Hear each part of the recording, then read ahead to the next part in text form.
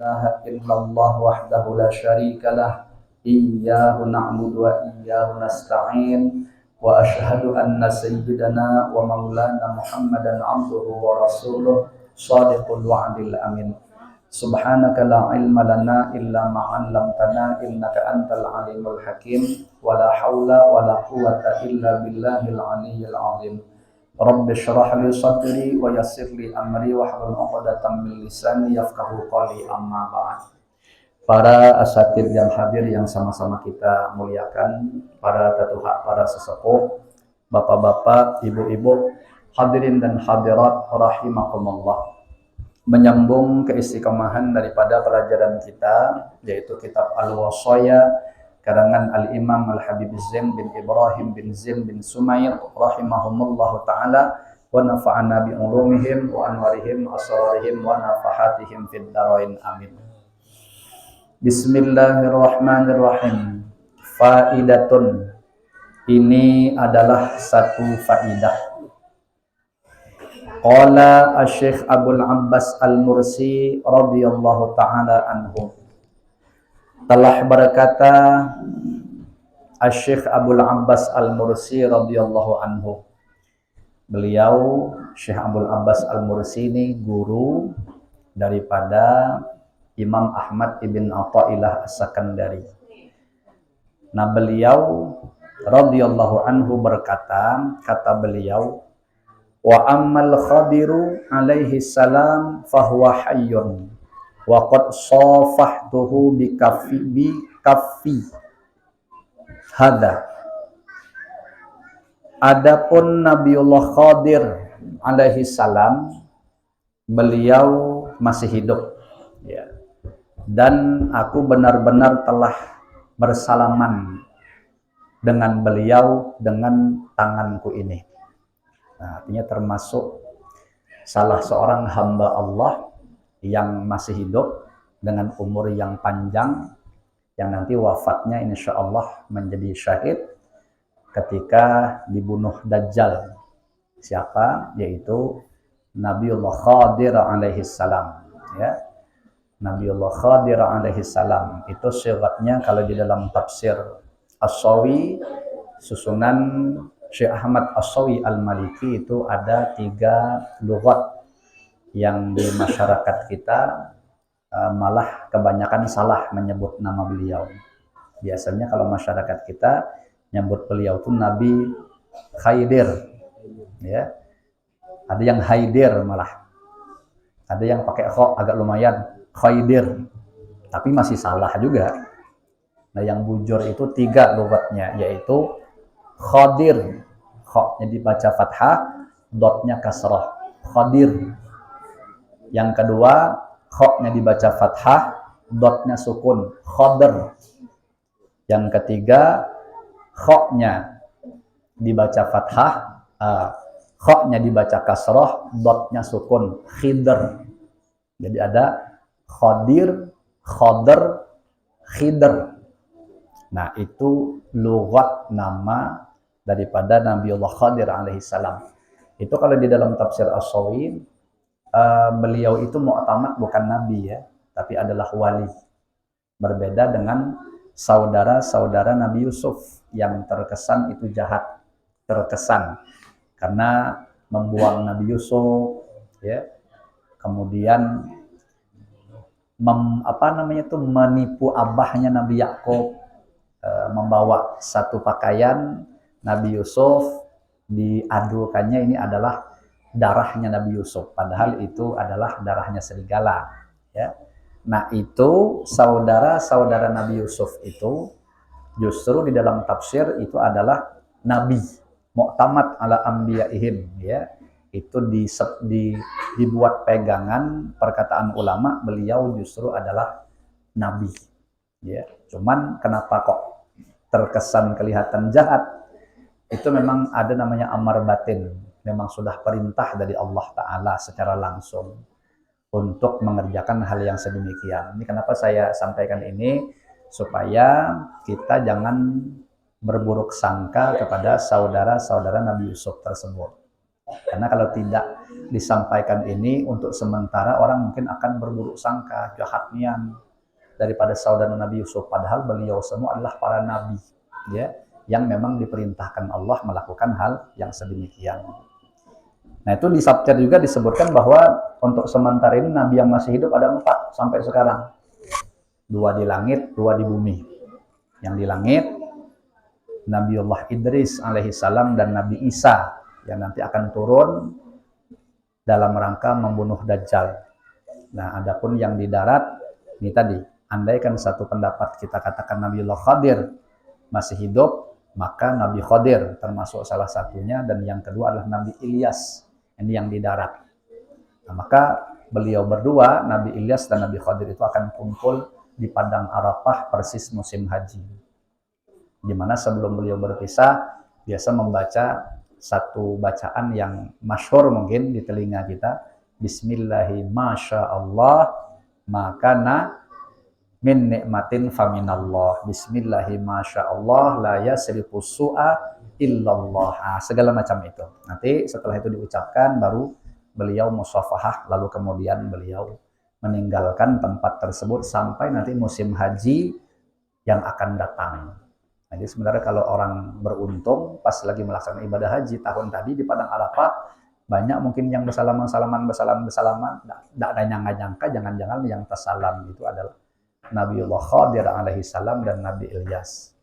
Nah, ini Imam Abul Abbas Al-Mursi mengatakan Nabi Khadir masih hidup. Nah, dan aku benar-benar telah menyalami beliau dengan tanganku ini, kata beliau.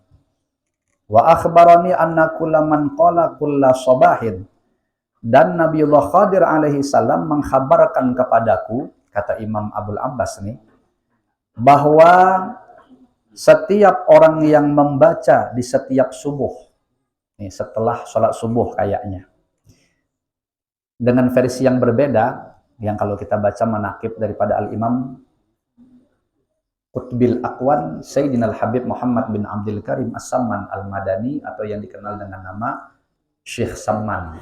Ini kalau versi Syekh Samman mungkin banyak yang sudah mengamalkan, yang diulang 4 kali itu. Allahumma ghufir li ummati Sayyidina Muhammad, Allahumma arham ummata Sayyidina Muhammad, Allahumma astur ummata Sayyidina Muhammad, Allahumma jubur ummata Sayyidina Muhammadin sallallahu alaihi wasallam. Kan itu bacaannya ya. Nah, ini kalau versi Nabi Khadir yang mengajarkan kepada Imam Abul Abbas Al-Mursi, kata-katanya adalah Allahumma ghufir li ummati Sayyidina Muhammadin, Allahumma aslih ummata Sayyidina Muhammadin. Ada aslihnya. Allahumma tajawaz an ummati Sayyidina Muhammadin, Allahumma ja'alna min ummati Sayyidina Muhammadin. Nah, orang yang membaca ini sama ada 4 poin juga. 4 poin juga kata-katanya. Yang kalau diterjemahkan, ya Allah ya Tuhanku, ampunilah umatnya junjungan kami Nabi Muhammad. Ya Allah ya Tuhanku, islahkan atau damaikanlah umatnya junjungan kami Nabi Muhammad. Nah, jadi bukan kali-kali, memang banyak umat Nabi Muhammad ini yang dalam kehidupan sehari-harinya itu ya mohon maaf bertikai, ya, silang sengketa, beda pendapat, berkelahi dan lain sebagainya. Nah, beliau meminta supaya Allah mengislahkan, mendamaikan, merujukkan, membaikkan keadaan umat Nabi Muhammad yang suka berkelahi atau berbeda pendapat tadi. Allahumma tajawaz an ummati Sayyidina Muhammad, ya Allah maafkanlah kesalahan-kesalahan umat Nabi Muhammad. Allahumma ja'alna min ummati Sayyidina Muhammadin, ya Allah jadikanlah kami termasuk dalam golongan umatnya junjungan kami Nabi Muhammad sallallahu alaihi wasallam. Ya, kalau sekarang ini kan, ini kalau Nabi Khadir kan memang hidupnya sebenarnya sebelum zamannya Rasulullah sallallahu alaihi wasallam. Nah, ternyata beliau minta supaya dimasukkan ke dalam golongan umat Nabi Muhammad. Nah, yang beruntung itu kita. Kita ini tidak perlu susah payah berdoa termasuk dalam golongan umatnya junjungan kita Nabi Muhammad SAW. Alhamdulillah, alhamdulillah, bifadlillahi wa birahmatih, dengan karunia dan rahmat Allah, Allah Ta'ala sudah masukkan kita semua dalam golongan junjungan umat Nabi besar Muhammad Sallallahu Alaihi Wasallam. Kalau ngaku, kita insya Allah ngaku semua. Cuman yang jadi permasalahan sekarang ini, Rasulullah tuh ngakui kita atau tidak. Nah itu, ngakui kita atau tidak, kita ini termasuk diakui beliau sebagai umat beliau. Kalau ngaku kitanya, wah insya Allah semuanya ngaku. Hanya saja kalau Rasulullah, nah kita belum tahu. Cuman kan kalau kita tengok daripada beberapa hadis, ada hadis-hadis yang Rasulullah tuh malah mengeluarkan kita dari golongannya. Contohnya mohon maaf, yang di kehidupan sehari-hari ini misalnya kita suka nipu orang. Ya, nipu orang, bunguli umat Rasulullah, bikin umat Rasulullah itu menjadi tertipu, menjadi tidak bagus gara-gara kita. Apalagi misalnya dalam sistem bisnis perdagangan, kita ngurangi timbangan, ngurangi takaran, ngijingi orang, apa kayak pokoknya yang namanya bunguli itu. Nah Rasulullah jelas mengatakan man ghasyana falaisa minna. Nah siapa yang menipu kami, ya berarti termasuk menipunya umat Rasulullah Sallallahu Alaihi Wasallam, falaisa minna, maka bukan termasuk golongan kami. Nah berarti Rasulullah mengeluarkan kita daripada golongan beliau. Ya, seakan-akan kesannya adalah, pesannya adalah dalam kehidupan sehari-hari jangan suka membunguli umatnya Rasulullah Sallallahu Alaihi Wasallam. Ya, kita harus punya hati yang nasihah. Sahabat Abu Bakar As-Siddiq kan sudah saya jelaskan waktu di masjid itu. Sahabat Abu Bakar As-Siddiq itu ditimbang amalnya mengungguli seluruh amalnya umatnya Rasulullah Sallallahu Alaihi Wasallam. Ya, berarti levelnya nomor 2 setelah Rasulullah. Ternyata ulama mengatakan sahabat Abu Bakar As-Siddiq itu bisa mengungguli amalnya dibanding seluruh umatnya Rasulullah itu bukan karena beliau tuh rajin sembahyang, bukan juga karena rajin puasa. Bukan itu amalan yang menyebabkan beliau unggul itu. Ternyata kata ulama yang menyebabkan beliau bisa mengungguli umatnya Rasulullah yang lain itu dengan 2 amal. Dan dua-duanya amal hati. Apa amal 2 tuh? Pertama, hubbullah, kecintaan beliau yang luar biasa kepada Allah Ta'ala, dan dibuktikan dengan pengorbanan beliau mati-matian di dalam membantu perjuangan Rasulullah Sallallahu Alaihi Wasallam. Apa yang tidak dikorbankan sahabat Abu Bakar As-Siddiq? Nyawa beliau korbankan, harta benda, semuanya. 1, itu kesungguhan beliau mencintai Allah. Yang kedua, nah ini yang kita harus ambil bahagian yang ada kesinambungannya dengan hadis yang saya sebutkan di depan tadi. Apa itu? An-nasihah li khalqih. Sahabat Abu Bakar As-Siddiq sangat berkeinginan baik kepada makhluk Allah. An-nasihah itu maknanya berkeinginan baik kepada makhluk Allah.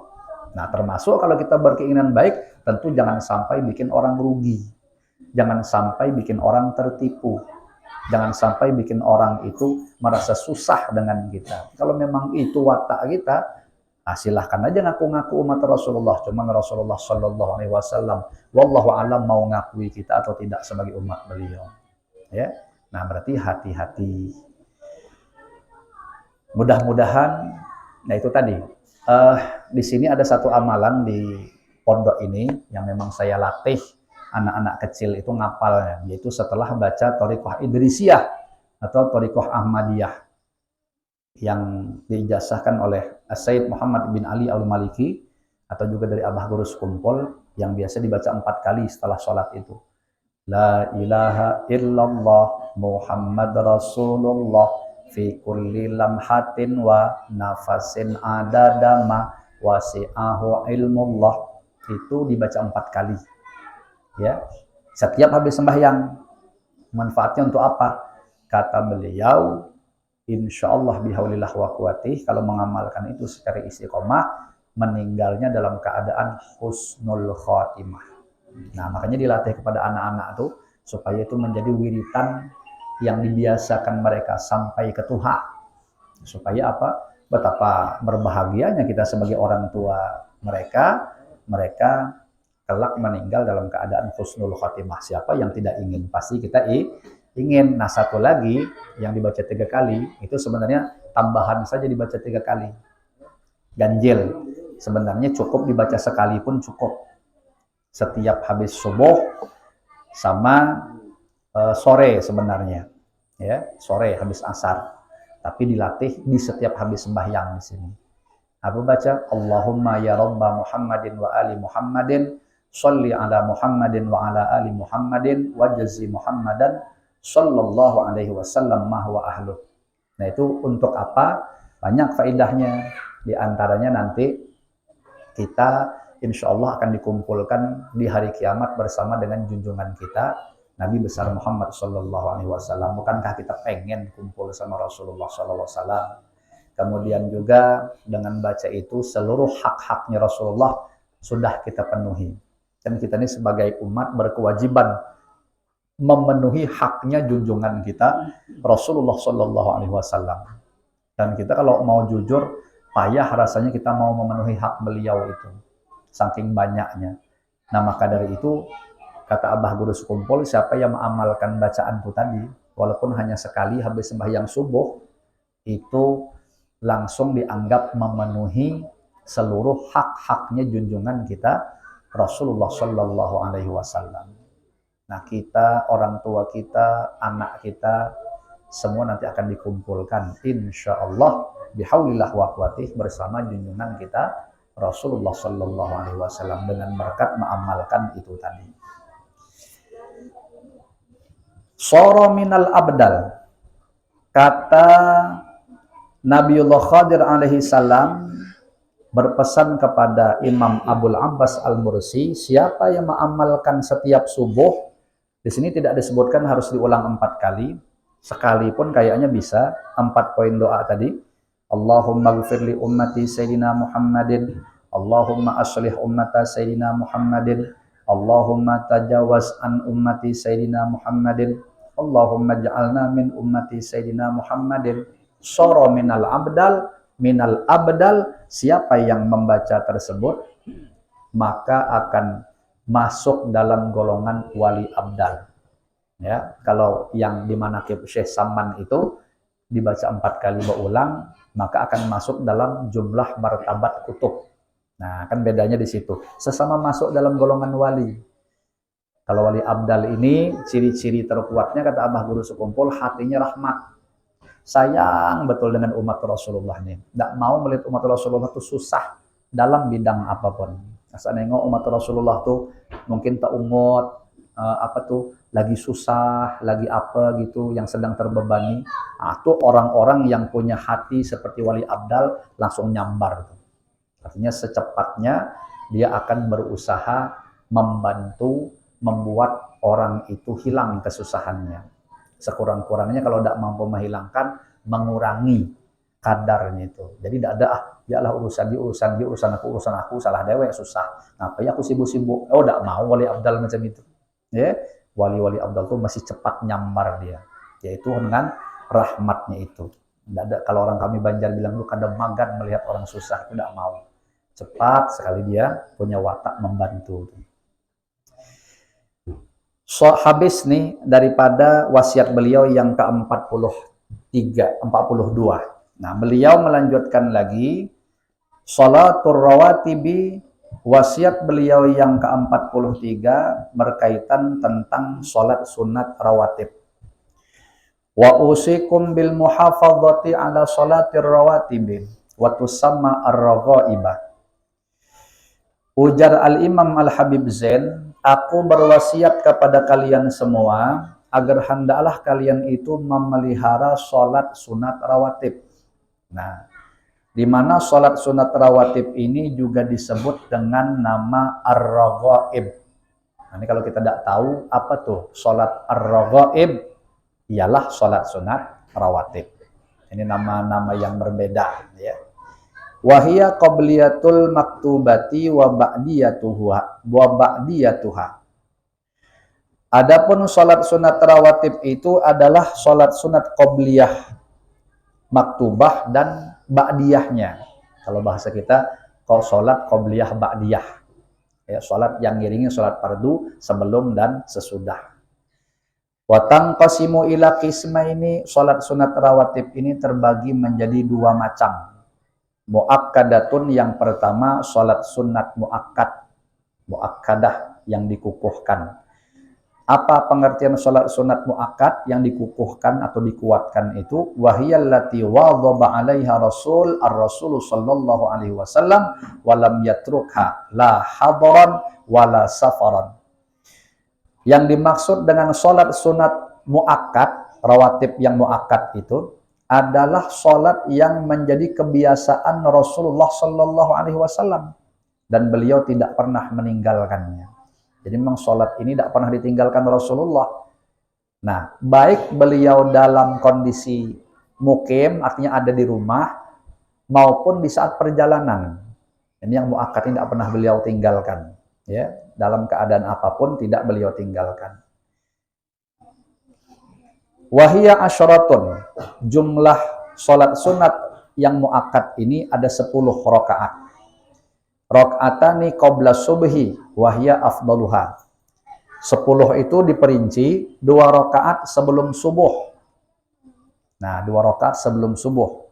Ini juga disebut dengan sholatul fajri, sholat fajar. Ya. Wahiyya afdaluha. Ini paling afdolnya sholat sunat rawatib yang muakkad. Nah, ini berat nih, karena kebanyakan orang jangankan 2 rakaat rawatib, subuhnya pun melalur masih. Nah, ini kalau tidak ada ditolong Allah, payahlah, ya. Nah, payah, ini memang payah. Ya, memang payah, dan itu ciri-ciri munafik. Artinya orang yang tidak sholat subuh itu termasuk ciri-ciri munafik. Jadi kalau seandainya kita nih punya kebiasaan tidak sembahyang subuh, asli itu berarti. Ya, berarti bibit munafik kuat di dalam diri kita. Nah, ini bahaya. Jadi harus waspada. Kalau sesekali mungkin maklum aja walaupun berdosa, tapi kan sesekali. Namanya sesekali itu fitrahnya manusia mahlul khata' wan nisyan. Tapi kalau sesekalinya istiqomah saban hari, itu payahlah bilangkan. Ya. Nah, mudah-mudahan kita dijauhkan daripada sifat-sifat kemunafikan itu. Amin ya rabbal alamin. Dengan seakan-akan mulai malam hari ini, yuk bersungguh-sungguh kita mencoba untuk memperbaiki sholat fardu kita. Walaupun ini pembahasannya rawatib, tapi yang lebih ditekankan itu adalah fardunya, fardu subuh. Ya, bisa istiqomah, bisa nyaman. Ya, nah itu ada amalan yang memang bisa mewarisi sifat-sifat munafik. Apa amalannya itu? Sepele aja. Asal masuk WC, ke kamar mandi, berpejam mata. Nah, itu amalan menarik sifat kemunafikan. Maka kalau subuh itu paling payah tuh. Kita kan kalau sudah ngantuk masuk ke WC itu payahlah gini-gini ya. Masuk jam 5, keluar jam 8. La haula wala quwata illa billah ya. Nah, itu bisa yurithun nifaq, memejamkan mata di dalam kamar mandi waktu batakai bahira tuh. Itu bisa mewarisi sifat-sifat kemunafikan. Nah, hati-hati. Jadi kalau mau mantap silahkan amalkan. Ya, hati-hati.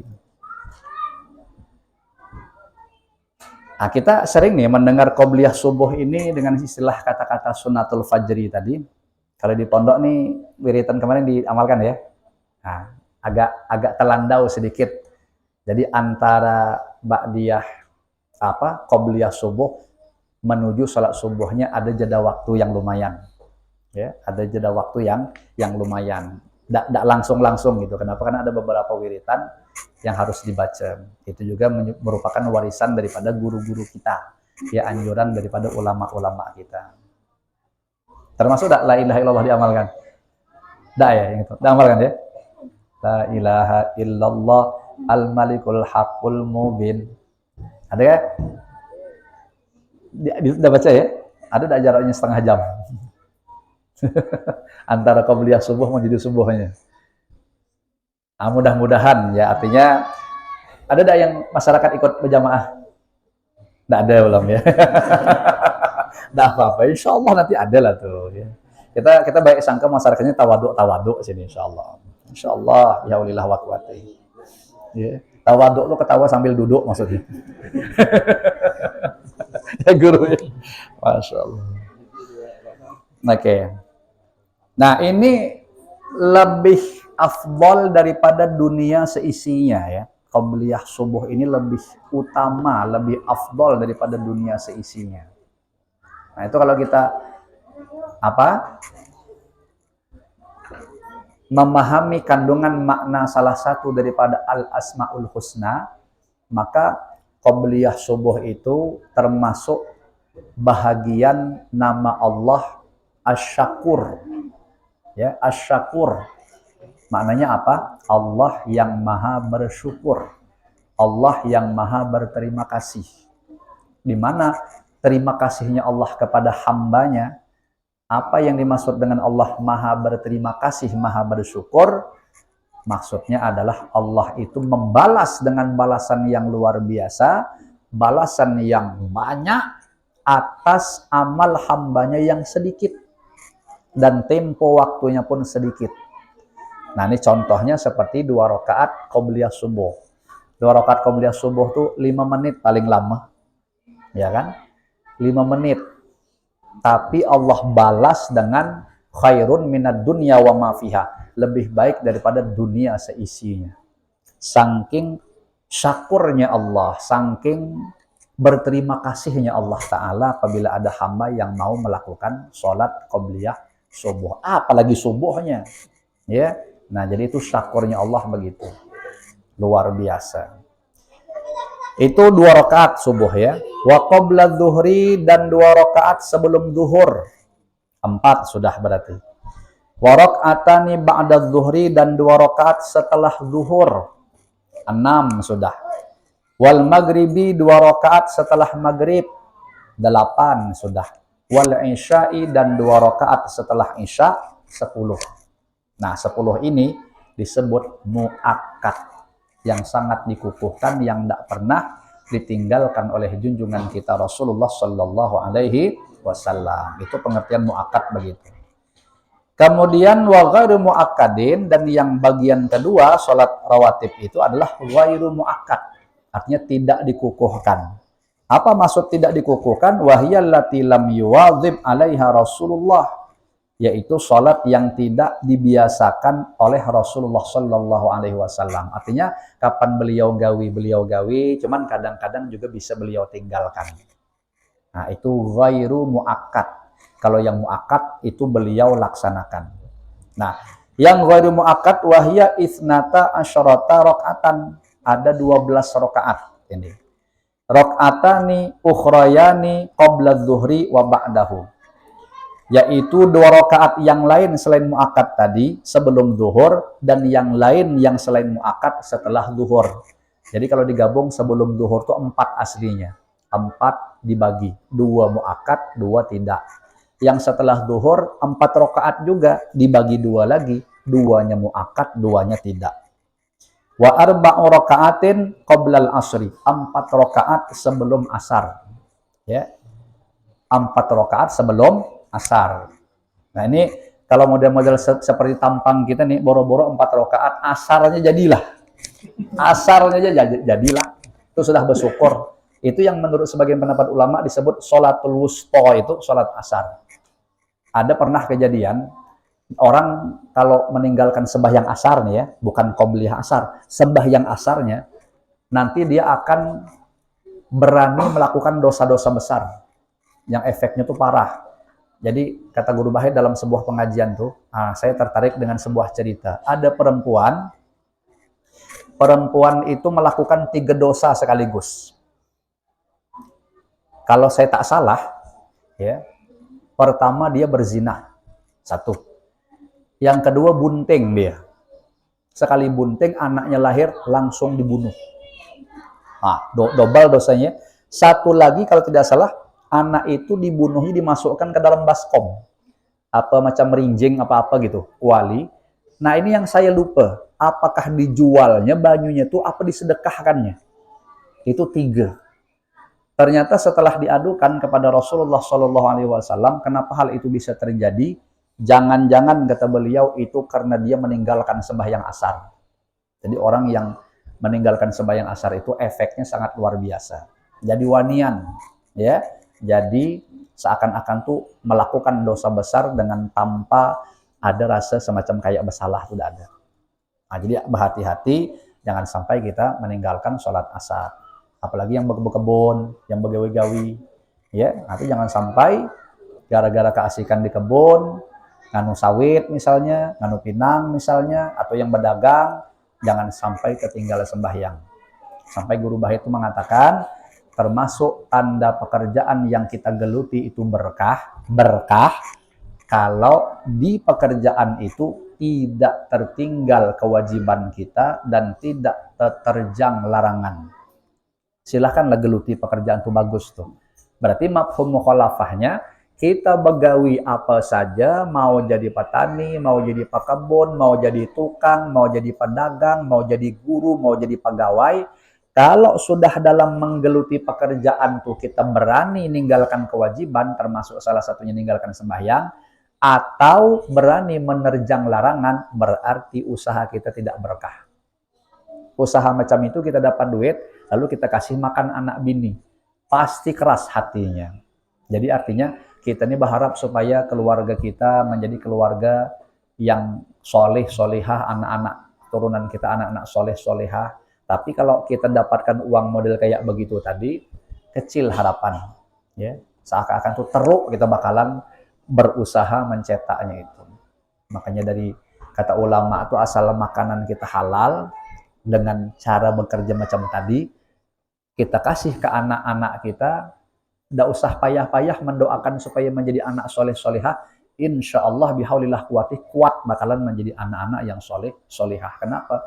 Karena hasilnya itu dari hasil yang halal. Man akalal halal ata'at jawarihuhu sya'am aba, kata Rasulullah. Siapa yang temakan perkara halal, barang halal, makanan halal, minuman halal, maka spontan tubuhnya akan taat kepada Allah Ta'ala. Baik itu dia kehendaki ataupun tidak. Jadi menjadi semacam sunatullahnya seperti itu. Mudahan Allah Ta'ala jaga kita semua, pelihara kita semua, dalam keseharian kita menggeluti satu pekerjaan yang mudah-mudahan berkah. Dengan kita menggeluti pekerjaan itu tetap kita menjunjung perintah Allah, dan dengan menggeluti pekerjaan itu kita tetap menjauhi segala larangan-larangan Allah. Kita bertawasul dengan berkat junjungan kita Rasulullah Shallallahu Alaihi Wasallam dan para kekasih-kekasih Allah yang posternya ada di sekitar kita nih. Amin ya rabbal alamin. Waqat warada wallahu a'lam bissawab. Kita cukupkan ya. Ini agak ganas pembahasannya.